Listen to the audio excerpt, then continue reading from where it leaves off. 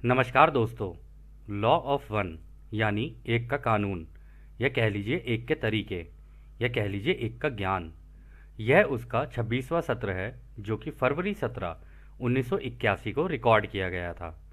दोहराया जाता है कि इस किताब के द्वारा दी गई सभी सूचनाएं और जानकारियां आप जान भी सकते हैं, मान भी सकते हैं, नज़रअंदाज भी कर सकते हैं और सिरे से खारिज या नकार भी सकते हैं, क्योंकि यह आपकी फ्री विल है जो कि एक अनंत रचयिता द्वारा आपको दी गई है। एक और बात कही जाती है कि लॉ ऑफ वन पूरी तरह से सबके लिए फ्री है। यदि कोई इकाई या व्यक्ति इसको निजी स्वार्थ के लिए इस्तेमाल करे तो वह उसकी व्यक्तिगत जिम्मेदारी होगी। और साथ ही साथ यह भी कहा जाता है कि यदि कोई व्यक्ति इस एक के कानून की किताब को अपनी भाषा में परिवर्तित करके दूसरों से साझा करना चाहे तो वह भी ऐसा कर सकता है, और यदि इसे अपने किसी चैनल पर चलाना चाहे तो भी वैसा कर सकता है, क्योंकि यह उसकी फ्री विल ही है। तो पहला सवाल डॉन करते हैं। मैं यह मान रहा हूं कि हम इस सत्र को आगे जारी रख सकते हैं। हम इस चक्र जिसमें हम अभी हैं उसके पिछले 3000 वर्षों के बारे में यदि बात करें तो मैं सोच रहा था कि क्या एक के कानून को लिखित या मौखिक रूप से उपलब्ध कराया गया था जैसा कि हम इस समय कर रहे हैं। क्या यह किसी अन्य स्रोत या सोर्स में उपलब्ध है? तो दोस्तों डॉन यहाँ पर कह रहे हैं क्या लॉ ऑफ वन पहले किसी तरीके से किसी को बताई गई है पिछले 3000 साल में? तो रा कहते हैं इस घनत्वता में एक के कानून के पूरे ज्ञान को देना संभव नहीं है। हालांकि ऐसे कई लेख हैं जिसे आप पवित्र ग्रंथ कहते हैं, इनमें इस कानून के कुछ अंश आपको मिल जाएंगे। तो दोस्तों हम सभी के जितने भी हैं ना, हम जो भी कोई भी किसी भी धर्म का हो, हम सभी के उसमें एक के कानून की कुछ बातें तो हैं ही। अब जैसे कि आप किसी भी धर्म को उठा के देख लो, उसमें एक की बात तो कही गई है ना कि भाई वो जो भी है वो एक ही है, जो भी है वो एक ही है। अब आप किसी भी धर्म का देख लो, हम किसी एक धर्म के बारे में बात नहीं करेंगे वरना फिर हमें पता है ना इस धरती पे होता क्या है कि किसी एक की बात कर दो तो दूसरा यूं कहने लग जाता है मेरे बारे में तो बात की नहीं। तो दोस्तों हम वो नहीं करेंगे, ठीक है। तो खैर अगला सवाल डॉन करते हैं। क्या जिसे हम बाइबल के नाम से जानते हैं उसमें इस कानून के कुछ अंश हैं? तो रा कहते हैं हाँ यह सही है। तो डॉन कहते हैं क्या आप बता सकते हैं कि पुराने टेस्टामेंट में एक के कानून के बारे में जिक्र है? तो रा कहते हैं हाँ यह सही है। तो डॉन कहते हैं पुराने तथा नए टेस्टामेंट में से किसमें ज़्यादा एक के कानून के बारे में बताया गया है? तो रा कहते हैं यदि हम दोनों संस्करण की तुलना करें तो जिसके बारे में आप पूछ रहे हैं उनमें एक के कानून का अंश लगभग बराबर ही है। हालांकि तथाकथित पुराने टेस्टामेंट में बड़ी मात्रा में नकारात्मक रूप से प्रभावित जानकारियां हैं, यानी कि वहां पर ओराइन ने अपनी इन्फिल्ट्रेशन की हुई है। तो आगे डॉन कहते हैं क्या आप बता सकते हैं कि ओरियन समूह ने दोनों पुराने और नए टेस्टामेंट को कितना प्रतिशत प्रभावित किया है? तो रा कहते हैं हम चाहेंगे कि यह उन लोगों की समझदारी या विवेक पर छोड़ दिया जाए जो एक के कानून की तलाश कर रहे हैं। हम निर्णय सुनाने के लिए नहीं बोल रहे हैं, वह हमारा काम नहीं है। इस तरह के बयानों को उन लोगों से समझना चाहिए जो इस पुस्तक को निर्णय के रूप में पढ़ सकते हैं, यानी आलोचनात्मक जजमेंटल हो सकते हैं। हम केवल यह सुझाव दे सकते हैं कि आप इन पुस्तकों को सावधानी पूर्वक पढ़ें तथा इसका सार खुद ही समझें। आपको स्वयं इसकी समझदारी स्पष्ट हो जाएगी, यानी कि आप खुद ही समझ जाएंगे।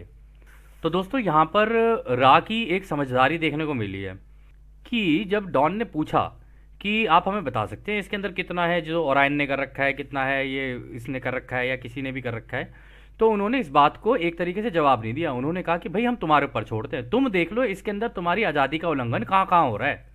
या किसी भी किताब को तुम उठा के देख लेना, जो भी तुम्हारी किताबें हैं उनको उठा के देख लेना कि तुम्हारी आज़ादी का उल्लंघन कहाँ कहाँ हो रखा है। कहाँ कहाँ ऐसा लिखा हुआ है कि तू ऐसा कर या ऐसा ना कर, यानी कोई एक चीज़ लिखी हो जिसमें ये कहा हो कि तुम्हें ऐसा करना चाहिए या नहीं नहीं तुम्हें ऐसा नहीं करना चाहिए। तो जहाँ जहाँ पर ऐसा होगा ना तुम्हें खुद समझ जाना चाहिए कि तुम्हारी आज़ादी का उल्लंघन हो गया है।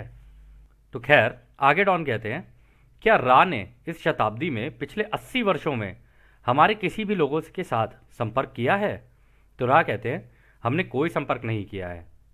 तो आगे डॉन कहते हैं क्या हमारे लोगों में से किसी भी इकाई का संपर्क पिछले 80 वर्षों के भीतर किसी अन्य स्रोत द्वारा एक के कानून से हुआ है, यानी कि किसी अन्य स्रोत से एक के कानून का ज्ञान मिला है? तो रा कहते हैं एक के तरीकों को शायद ही फैलाया गया होगा। हालांकि जैसे कि आप समय को नापते हैं, पिछले 80 वर्षों में यह घटना दुर्लभ यानी रेयर ही है। जैसे जैसे आप चौथी घनत्वता की कटाई की तरफ जा रहे हैं, आपका संपर्क कई चौथी घनत्वता की इकाइयों के साथ हुआ है। उनसे आपने सार्वभौमिक यूनिवर्सल प्रेम और समझदारी के तरीके सीखे हैं। अन्य शिक्षाएं उन लोगों के लिए आरक्षित हैं जिनके समझदारी की गहराई इस तरह के संपर्क को आकर्षित तथा उसकी सिफारिश करेंगी। यानी कि वे लोग जो सीखने के लिए समर्पित हैं तथा उनकी समझदारी गहरी है, उन्हें ही आगे का ज्ञान दिया जाता है। तो दोस्तों आप ये सोच लो, जब ये लॉ ऑफ वन ही इतना इतना हैवी मटेरियल है, तो आगे की जो जानकारी होगी, मतलब रा कह रहे हैं कि ये तो लॉ ऑफ वन का बेसिक है जो हम तुम लोगों को बता रहे हैं। इसका जो अगर तुम इसके कोर में घुस गए तो ये बहुत बड़ा ज्ञान है। तो कह रहे इसकी जानकारी हम केवल उन लोगों को दे सकते हैं जो कि इस लर्निंग के लिए अपने आप को रेडी कर चुके हो कि नहीं हमें अब और जानना है आगे, अब हमें और जानना है, इस एक के ज्ञान, इस एक के तरीके को और अच्छे से समझना है। और यहां पर उन्होंने कहा चौथी घनत्वता के इकाइयों के साथ, यानी चौथी घनत्वता के कन्फेडरेशन के मेंबर्स के साथ आप लोगों के कॉन्टैक्ट्स हुए हैं और उन्होंने आपको यूनिवर्सल लव और अंडरस्टैंडिंग के तरीके समझाए हुए हैं। तो ये जो तरीके हैं ना, ये आपको वॉइसेस ऑफ कन्फेडरेशन इनकी एक बुक है, उसके अंदर आपको मिल जाएगी। अगर आप देखोगे तो उसके अंदर जितनी चैनलिंग हुई है ना, वो सारी की सारी पढ़ के ही आपको समझ में आ जाएगा कि हाँ ये फोर्थ डेंसिटी की वो है अंडरस्टैंडिंग, ये सिक्स्थ डेंसिटी की अंडरस्टैंडिंग नहीं है। क्योंकि राज इस लेवल पे है ना, उनको पता है कि कहाँ पे आज़ादी का उल्लंघन हो रहा है, कहाँ नहीं हो रहा है। लेकिन फोर्थ डेंसिटी में जाके क्योंकि सीख रहे होते हैं ना, तो उनको शायद इतना पता नहीं होता कि कहाँ आज़ादी का उल्लंघन हो रहा है, कहाँ नहीं हो रहा। लेकिन फिर भी समझदारी और यूनिवर्सल लव उनके अंदर बहुत होता है। तो खैर आगे डॉन कहते हैं, क्या महासंघ ने इस अंतिम मेजर चक्र के बीच बीच में कुछ समय के अंतराल पर पृथ्वी ग्रह की मदद के लिए कार्यक्रमों को आगे बढ़ाया? ऐसा लगता है कि उन्होंने ये पिछले डाटा की मदद से किया, खासकर औद्योगिक क्रांति के साथ यानी इंडस्ट्रियल रिवॉल्यूशन के साथ। क्या आप मुझे आगे कदम बढ़ाने के पीछे का मनोभाव यानी एटीट्यूड तथा तर्क यानी रीजनिंग बता सकते हैं? क्या इसके अलावा कोई और कारण है कि इस चक्र के पिछले 100 वर्षों में उन्हें ज़्यादा से ज़्यादा फुर्सत मिले ताकि उन्हें इस बारे में सोचने का समय मिले? क्या यही इसका कुल कारण है? तो दोस्तों देखो, यहाँ पर जो सवाल किया है ना, वो कह रहे हैं कि भाई क्या पिछली इन्फॉर्मेशन का इस्तेमाल करके कन्फेडरेशन ने किसी तरीके से कोशिश की है हमारे लोगों की मदद करने की? और खास करके उस टाइम पर जब ये इंडस्ट्रियल रिवॉल्यूशन चल रहा था, मतलब जो स्टार्टिंग में जब इंडस्ट्रीज और ये सारी चीज़ें बननी शुरू हुई थी। और उन्होंने ये भी पूछा कि आप हमें इसके पीछे का जो रीज़न है आपका और जो एटीट्यूड है कि हम लोग आगे बढ़ें, हम लोग आगे निरंतर आगे बढ़ते चलें, इसका अपना रीज़न बता सकते हो आप लोग? और तीसरी एक इम्पॉर्टेंट चीज़ उन्होंने कहा है कि पिछले 100 वर्षों में, मतलब आगे के जो 100 वर्ष होने वाले हैं, पिछले नहीं आगे के, तो क्या, क्योंकि जब ये 1981 में हुई तो इन्होंने अगले 100 वर्षों के लिए इन्फॉर्मेशन निकालने की कोशिश की थी। तो वो कहने लगे कि क्या अगले 100 वर्षों को दिमाग में रखते हुए क्या आपने इस तरीके का काम किया है? क्या यही उसका रीज़न है? तो रा कहते हैं यह इसका कुल कारण नहीं है। लगभग 200 वर्ष पूर्व काफ़ी मात्रा में ऐसे इकाइयों को भेजा गया जो कि वरिष्ठ सीनियरिटी होने के नाते सीखने सिखाने के लिए उन्होंने अवतार लिया था, और वह उन लोगों को भी सीखने सिखाने आए थे जो कि इस प्रक्रिया के बारे में कम जागरूक थे। यह हमारी तरफ से संकेत था कि अब इस तरह के लोग जो इस ज्ञान में आपसे वरिष्ठ हैं आपको सीखने सिखाने धरती पर आते रहेंगे। आपके बीच आने वाले घुमक्कड़ों ने यानी वॉन्डरर्स ने सबसे पहले यह महसूस किया है कि लोगों को स्वतंत्र इच्छा की सुझाव या विचार देने की आवश्यकता है। आगे आने वाले घुमक्कड़ों के लिए यह शर्त थी कि और विशिष्ट तरीके की जानकारियों को दे सकें। विचार को क्रिया यानी एक्शन से पहले होना चाहिए। तो दोस्तों कितनी इंपॉर्टेंट बात की है रा ने यहाँ पे। रा ने कहा है कि देखो पहले के जो 200 साल थे ना, उसमें तो जो लोग सीनियरिटी के लेवल पे थे, मतलब इसी धरती पे पहले पहले पैदा होते रहे होंगे और उन लोगों ने पहले से ही आध्यात्मिक ज्ञान लेते हुए लिए होंगे, तो उन्होंने यहाँ दोबारा जन्म लिए, दोबारा जन्म लेके अवतार लेके फिर उन लोगों ने सीखने सिखाने का काम आगे बढ़ाया, ठीक है। और उन्होंने वो काम भी किया जो कि क्या कहते हैं, कई लोग उस टाइम पर ऐसे थे जो स्पिरिचुअलिटी में थे, कुछ लोग नहीं थे, लेकिन उन लोगों को भी स्पिरिचुअलिटी में लाने का काम किया। ऐसे बहुत सारे हैं, हम किसी एक का नाम नहीं लेंगे क्योंकि किसी भी एक का नाम लेना ना बेसिकली उनकी भी आज़ादी का उल्लंघन है। हालांकि पिछले लोगों के बारे में बात हो रही है, उसमें आज़ादी का उल्लंघन नहीं होता, लेकिन फिर भी किसी एक का नाम लेने का क्या फ़ायदा जब आई ही इतने सारे हैं। हमारे लिए तो सारे ही बराबर हैं। हर किसी ने कुछ ना कुछ अच्छा ही सिखाया है हम लोगों को। तो जिससे जो सीख सकते हो उससे वो सीख लो। और फिर वो ये कह रहे हैं कि ये हमारी तरफ से संकेत थे कि हमारे लोग अब तुम्हारी धरती पर आएंगे सीखने सिखाने के लिए तुम्हें, और आते ही रहेंगे, और टाइम टाइम पर आएंगे। और तुम्हें उन लोगों के साथ ये सबसे इंपॉर्टेंट चीज़ सीखने को मिलेगी कि भाई स्वतंत्र इच्छा, ये जो है ना, ये सबसे इंपॉर्टेंट टॉपिक है। फ्री विल अगर तुम लोग सीख गए ना, तो तुम्हें समझ में आ जाएगा कि ज़िंदगी को जिया कैसे जाता है। और आगे आने वाले जो वॉन्डरर्स हैं उनके बारे में भी उन्होंने कर दिया क्लियर कि अब जो आएंगे ना वॉन्डरर्स, वो तुम्हें स्पेसिफिक जानकारियां देंगे, जितने भी हमारे भेजे हुए होंगे। और ये भी कि ये जो क्रिया जो है ना, एक्शन, ये इससे पहले सोच होनी चाहिए। यानी अगर आपके पास सोच है ना और आपने एक्शन नहीं लिया, तो उस सोच का भी कोई फायदा नहीं है। सोचना और उसके बाद एक्शन लेना, ये दोनों ही चीज़ें साथ साथ होनी चाहिए। और ये बात दोस्तों यहाँ पर रा ने इसलिए कही है क्योंकि हमारी धरती पे ज़्यादातर ना ऐसा देखा भी गया है कि लोग सोचते तो रहते हैं पर एक्शन नहीं लेते। तो इस बारे में रा जो कहना चाह रहे हैं, रा ये कहना कह रहे हैं कि भाई देख, जो तू सोच रहा है, अगर तू एक्शन नहीं लेगा, मतलब तू कर्म नहीं करेगा, तो तुझे कैसे पता चलेगा कि ये सही है या गलत है। सही और गलत केवल दो चीज़ों के ऊपर निर्धारित है कि क्या तुझे अच्छा लगा और क्या नहीं लगा। लेकिन जो तुझे अच्छा नहीं लगा वो हो सकता है किसी और को अच्छा लगे। रा ने एक सेशन के अंदर बोला था ये। तो हमेशा जो सोच है ना, एक बार करके देख लो। अगर तुम्हें लग रहा है कि ये सही नहीं है तो पीछे हट जाना। हाँ, लेकिन किसी भी कर्म को करने से पहले इस चीज़ का ध्यान हमेशा रखना चाहिए कि भाई कहीं इससे दूसरों की आज़ादी का उल्लंघन तो नहीं हो रहा है।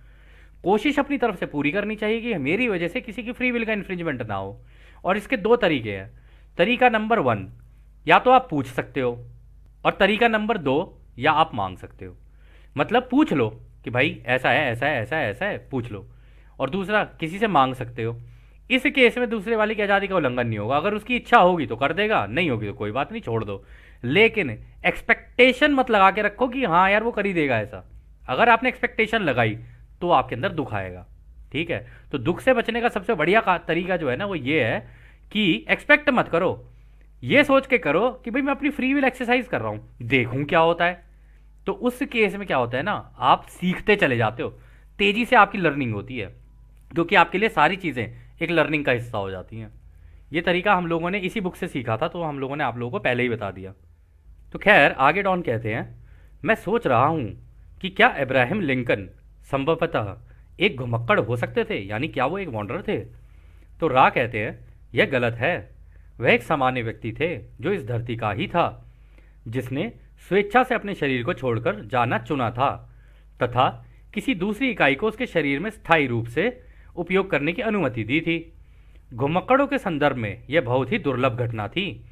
यदि आप घुमक्कड़ों के अवतार के बारे में बेहतर तरीके से जानना चाहते हैं तो थॉमस और बेंजामिन के बारे में जान सकते हैं।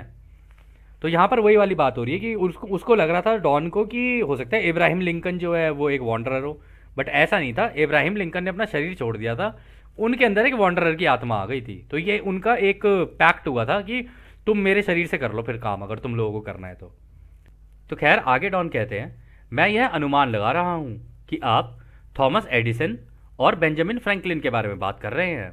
तो रा कहते हैं यह गलत है, हम थॉमस जेफरसन की बात कर रहे हैं, और दूसरा नाम जो तुमने बेंजामिन फ्रैंकलिन लिया है, हाँ वो सही है। तो उसको लगा था कि थॉमस एल्वा एडिसन की बात हो रही होगी यहाँ पे, जिसने बल्ब का वो किया था, क्या कहते हैं, इन्वेंशन किया था। तो उन्होंने क्लियर कर दिया कि नहीं नहीं भाई, थॉमस जेफरसन जो तुम्हारे प्रेसिडेंट हुआ करता था उसके बारे में बात हो रही है यहाँ पे। तो खैर आगे डॉन कहते हैं, क्या आप मुझे बता सकते हैं कि इब्राहिम लिंकन के शरीर का उपयोग करने वाली इकाई किस घनत्वता से और कहाँ से आई थी। तो रा कहते हैं यह इकाई चौथी कंपनता या कह लो कि घनत्वता की थी।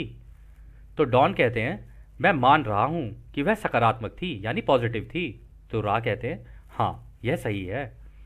तो आगे डॉन कहते हैं क्या उनकी हत्या किसी भी तरह से ओराइन समूह या किसी और नकारात्मक शक्ति से प्रभावित थी। तो रा कहते हैं हाँ यह सही है। तो डॉन कहते हैं पिछले करीब 30-40 वर्षों में हमारे लोग यूएफओ की घटना के बारे में काफ़ी जानने लग गए हैं। इसका असली कारण क्या था? मैं यह जानना चाहता हूँ कि यूएफओ की घटना हमारे इतिहास में होती रही है, परंतु इसका असली कारण क्या है कि पिछले 40 वर्षों में यूएफओ की घटना बढ़ गई है। तो रा कहते हैं महासंघ के स्रोतों ने जो जानकारियां एल्बर्ट आइंस्टाइन को दी थी उसका दुरुपयोग हो रहा था और विनाश के उपकरण बनने शुरू हो गए थे। उदाहरण के तौर पर मैनहट्टन प्रोजेक्ट और उसके परिणाम। तो दोस्तों ये मैनहट्टन प्रोजेक्ट आप लोगों को शायद पता ही होगा कि इसमें न्यूक्लियर बॉम्ब की टेस्टिंग हुई थी, और जब वो टेस्टिंग हुई थी उसके बाद फिर जापान में, आपको पता है हिरोशिमा नागासाकी वाला केस, जब वहाँ पे इन्होंने ये बॉम्ब ड्रॉप कर दिया था। तो उसी के बारे में बात हो रही है यहाँ पे। तो खैर आगे रहा कहते हैं, एक घुमक्कड़ जिसका नाम निकोला टेस्ला था, उनके द्वारा जो जानकारियाँ दी गई थी उनका भी संभावित विनाश के लिए उपयोग किया जा रहा था। उदाहरण आपका तथाकथित फिलाडेल्फिया प्रोग्राम था। तो दोस्तों इसके ऊपर एक मूवी भी है, फिलाडेल्फिया प्रोजेक्ट करके, और ऐसी करके कुछ है। तो आप लोग अगर देखना चाहें तो मूवी देख सकते हैं। और निकोला टेस्ला की एक किसी ने बना के डाल रखी है, आई थिंक यूट्यूब पे डाल रखी है, कहाँ डाल रखी है, अच्छी है, अगर आप चाहें तो देख सकते हैं। और उसके अंदर एक बड़ी इंपॉर्टेंट चीज़ थी जो हम लोगों ने देखा, और मतलब एक बार को कान से खड़े हो गए थे हमारे, कि निकोला टेस्ला ने जिस तरीके की टेक्नोलॉजी बना रखी थी ना, उसके अंदर रेजोनेटिंग फ्रीक्वेंसीज थी। मतलब अगर आप फ्रीक्वेंसी चेंज करोगे ना, तो वो अगर आपने बढ़ाते चले गए ना, तो वो किसी जगह पे भूकंप भी ला सकती है, भूकंप ला सकती है। क्योंकि जब वो खुद भी टेस्ट कर रहा था ना, तो उसके आसपास के जितने एरिया थे ना, वहां पे भूकंप ले आया था वो। और उसने क्या कहते हैं, वो क्या कहते हैं, टूट गई थी जमीन, मतलब उखड़ गई थी पूरी की पूरी जमीन। तो अब आप समझ ही सकते हैं कि इसका क्या प्रयोग हो सकता है। तो समझदार को समझाने की ज़रूरत नहीं है, समझदार तो समझदार ही होता है। तो खैर आगे रहा कहते हैं, इस प्रकार हमें यह मजबूत आवश्यकता महसूस हुई कि हम जो महासंघ से हैं, अपने विचार रूपों को शामिल करके इन विकृतियों को संतुलित करने में किसी भी प्रकार से अपनी सेवा दे सकें तथा ग्रह की सहायता कर सकें। तो दोस्तों वो यही कह रहे हैं कि इन 40 सालों के अंदर ये जो ड्रामा हुआ ना, उस वजह से हम लोग को अपने यूएफओज ले लेके तुम्हारे आसमान में दिखने शुरू हुए हम लोग, ताकि तुम लोगों को बता सकें कि भाई एक बार जरा ट्रुथ की तरफ तुम पहुंचो, तुम एटलीस्ट क्वेश्चन तो करो। तुम क्वेश्चन करोगे तो हम तुम्हें आंसर देने के लिए तैयार हैं, लेकिन सवाल तो करो। तो इस वजह से सारी की सारी चीज़ें होनी शुरू हो गई थी। तो खैर अगला सवाल डाउन करते हैं, फिर आपने क्या किया? मैं मान रहा हूं कि यूएफओ की घटना के द्वारा आपने रहस्य पैदा किया और फिर टेलीपैथी द्वारा कई सारे संदेश भेजे, जो कि निश्चित तौर पर एक के कानून के तहत या तो स्वीकार कर लिए जाते हैं या फिर अस्वीकार हो जाते हैं। इस तरह यहाँ के लोग गंभीरता से यह सोचने लगते हैं कि जो भी वह कर रहे हैं उसका परिणाम क्या हो सकता है। क्या यह सही है? तो रा कहते हैं यह आंशिक रूप से सही है। ऐसी अन्य सेवाएं हैं जो हम कर सकते हैं। सबसे पहले आत्माओं का एकीकरण यानी इंटीग्रेशन। यदि आप अपने समय स्थान निरंतरता में परमाणु हथियारों का उपयोग करते हैं, यह महासंघ पहले भी कर चुका है। तो दोस्तों पता है यहाँ पे क्या बोल रहे हैं ये लोग? यहाँ पे वो ये कह रहे हैं कि अगर मान लो न्यूक्लियर बॉम्ब कहीं ड्रॉप होता है और न्यूक्लियर वेपन्स यूज होते हैं, और उसकी वजह से अगर आत्मा का होलोग्राम फट जाए ना, क्योंकि वो जो होलोग्राम होता है ना, जो अंदर आत्मा होती है जिसे स्पिरिट बोलते हैं बेसिकली, वो जो स्पिरिट होती है ना, वो भी अंदर कांप रही होती है, हम सबके अंदर कांपती हुई फील्ड होती है वो। और जब ये न्यूक्लियर बॉम्ब फटता है ना, अब वो चाहे अब तो फ्यूजन आ गया है, वो तो उससे भी ज़्यादा डेंजरस है। फिजन में क्या होता है, वो फटता है ना जब, तो उसको ना होलोग्राम को फाड़ देता है। इसके लिए ना हम एक चित्र का इस्तेमाल करते हैं, ठहरिए। तो दोस्तों आपको याद होगा, हमने शुरुआती दौर में ये वाला जो लाइट बीइंग है, इनकी हम लोगों ने ये वो ली थी, क्या कहते हैं, इमेज से हम लोगों ने इसके ऊपर बात हुई थी। तो हमारी जो आत्मा होती है ना, ऑलमोस्ट ऐसी ही होती है, उसकी आंखें भी होती हैं, उसकी ये सारी चीज़ें होती हैं, वो एक होलोग्राम की तरह होती हैं, जैसी इसमें दिख रही हैं। तो होता क्या है, जब परमाणु बम फटता है ना, तो ये जो होलोग्राम है ना, ये भी फट जाता है। इतना इतना बुरा प्रभाव होता है इसका। तो जब ये फट जाता है, तो राय यहाँ पर यही कह रहे हैं कि हम इसको ठीक कर रहे होते हैं, क्योंकि ये रचयिता का हिस्सा है, रचयिता की सोच का हिस्सा है ये। ठीक है, जो मेन उसका होलोग्राम, ये रचयिता का ही होलोग्राम होता है एक तरीके से। तो जो रचयिता मतलब खुद होते हैं ये, तो अगर रचयिता ये है ना, और इसके अंदर अगर कुछ हो जाता है, तो ये रचयिता का नुकसान है। तो इसको भी रा इस लेवल पे पहुंच चुके हैं, उनकी नॉलेज इस ऐसी है कि वो कहते हैं हम तो इसको भी ठीक कर देते हैं, क्योंकि उनको अपनी रोशनी का इस्तेमाल करना होता है इसको दोबारा जोड़ने के लिए, क्योंकि ये पूरा रोशनी का बना होता है। तो जहाँ जहाँ वो रोशनी कहीं पर भी कटी फटी होगी ना, वहाँ पर उस रोशनी को फिल करते चले जाते हैं, और जब फिल करते हैं तो ये पूरी की पूरी इमेज दोबारा की दोबारा वैसी हो जाती है, अलाइव एंड किकिंग। तो यहाँ पर डॉन कहते हैं, मैं पूरी तरह से समझ नहीं पाया कि आपके कहने का क्या मतलब है, क्या आप इसे थोड़ा समझा सकते हैं? तो रा कहते हैं, पदार्थों को ऊर्जा में बदलने वाली बुद्धिमान ऊर्जा का इस्तेमाल इन हथियारों में कुछ इस तरह होता है कि तीसरी घनत्वता के स्थान समय से तीसरी घनत्वता के समय स्थान, जिसे आप स्वर्ग की दुनिया कहते हैं, उसमें परिवर्तन ट्रांजिशन कई मामलों में बाधित हो जाता है। इसलिए हम खुद को उन लोगों के रूप में पेश करते हैं जो स्थान समय से समय स्थान में परिवर्तन के दौरान आत्मा के एकीकरण को जारी रखते हैं। तो दोस्तों वो वही बात कह रहे हैं, कह रहे कि अगर ये होलोग्राम ही फट गया ना, जैसे हम लोग यहाँ पर देख रहे थे, अगर ये होलोग्राम फट गया ना, तो जो आत्मा है ना, जो ट्रैवल, अब ये लाइट है, रोशनी है, तभी तो लोग कहते हैं कि यार आत्मा दिखती तो है नहीं, दिखेगी कैसे? रोशनी की स्पीड से निकल जाती है वो बॉडी के अंदर से, इतनी तेजी से निकलती है कि आप कहाँ, आप रोशनी की स्पीड को अगर आप टच कर लोगे, बल्कि उससे भी तेज निकलती है, ये थॉट की स्पीड से निकलती है, तो आप कहाँ से देखोगे इसको? तो जब ये निकलती है तो रा यही कह रहे हैं कि जब ये फट जाती है ना, तो हम इसका एकीकरण कर रहे होते हैं यहाँ पे। यही बात रा ने यहाँ पे इस पर्टिकुलर, क्योंकि हम लोगों ने पहले ही आपको बता दिया, तो इस पार्ट में रा ने इस बात को क्लियर कर दिया है। और उन्होंने ये भी कहा है कि जिसे आप स्वर्ग की दुनिया कहते हो ना, यानी ये जो एस्ट्रल प्लेन्स होते हैं, मतलब भाई पहले एस्ट्रल प्लेन में जाएगा, फिर मीडियम मिडल वाले में जाएगा, फिर हायर वाले में जाएगा, हीलिंग होगी उसकी, हीलिंग होते हुए जब वो आगे निकलेगा तब जाके उस रोशनी के सामने खड़ा होगा, क्रिएटर की रोशनी के सामने। आपको याद होगा सिस्टम बताया था राने कि वो इतनी तीव्र हो जाती है कि फिर वो वहीं रुक जाता है, ठीक है, जहाँ पर उसको तीव्र लगने लग जाती है वो रुक जाता है। तो उस दुनिया में भी एंटर करना ना इसके लिए मुश्किल हो जाता है, इवन एस्ट्रल प्लेन्स के अंदर भी। तो इसलिए इनको ये काम करना पड़ता है ताकि वो पूरे प्रॉपर अपनी बॉडी उसकी वैसी की वैसी पूरी हो जाए, या आत्मा की पूरी बॉडी हो जाए, और फिर ये ट्रैवल करके आगे अपना जो फर्दर उसकी जर्नी है उसको कंप्लीट करे। तो खैर आगे डॉन कहते हैं, कृपया आप मुझे एक उदाहरण दे सकते हैं, जैसे हिरोशिमा और नागासाकी के बारे में, कि ये कैसे किया जाता है। तो रा कहते हैं, जो लोग घटना में नष्ट हो गए थे, रेडिएशन से नहीं बल्कि उस सदमे से जब यह ऊर्जाएं निकली, उन्होंने पाया कि वह न केवल शरीर आत्मा परिसर यानी कि शारीरिक रूप से, बल्कि उनकी आत्मा भी अव्यवस्थित हो गई थी, जिसे हम मन शरीर आत्मा परिसर के रूप में समझते हैं।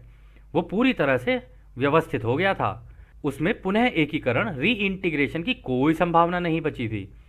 यह रचयिता का नुकसान होगा, क्योंकि यह रचयिता का ही हिस्सा है, इसलिए हमें घटनाओं को रोकने की अनुमति तो नहीं दी गई थी, लेकिन हम ये सुनिश्चित करते थे कि जो भी आत्मा देह त्याग कर यहाँ आए उन्हें बचाया जा सके।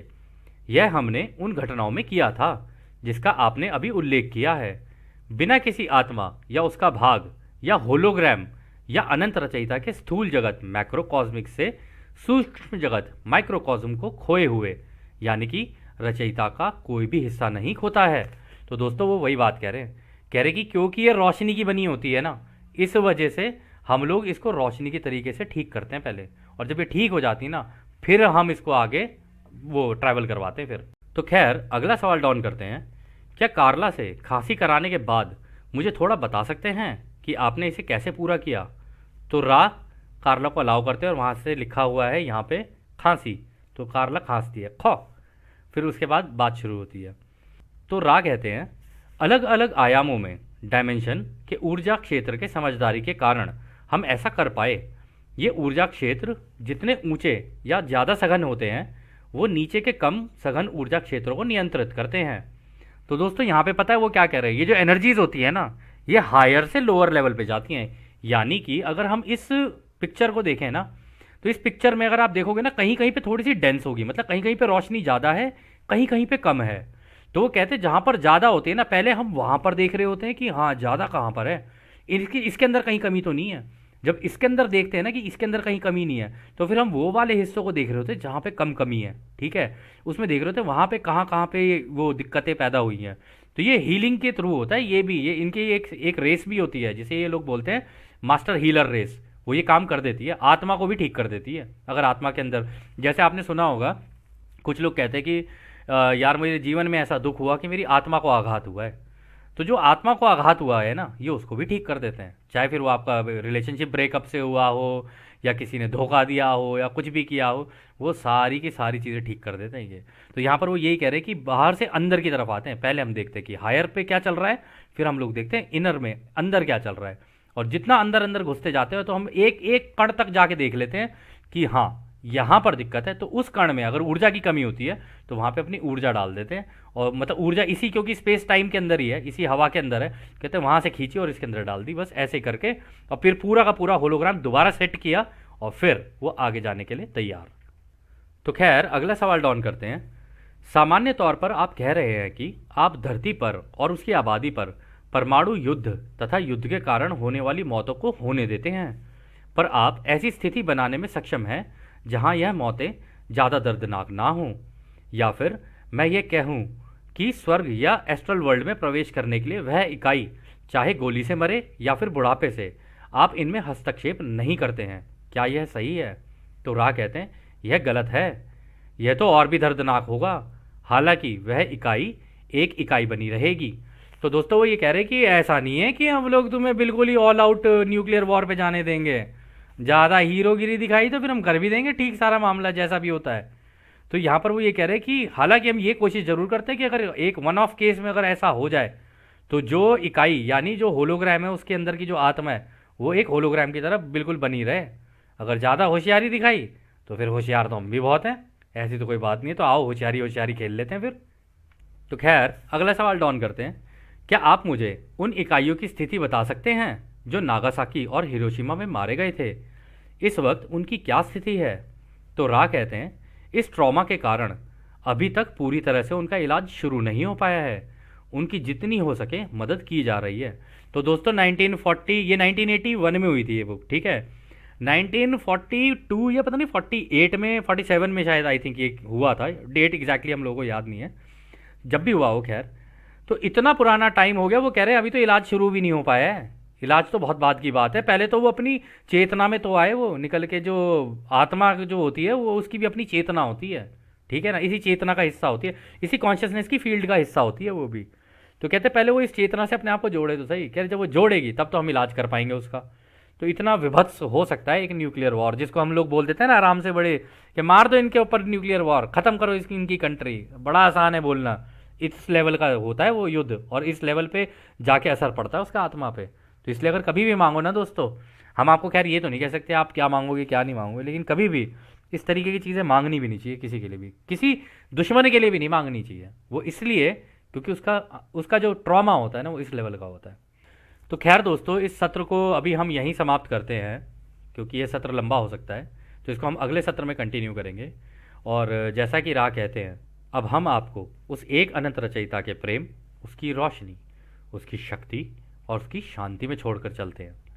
आदने हमारे दोस्तों, आदने वासु। धन्यवाद।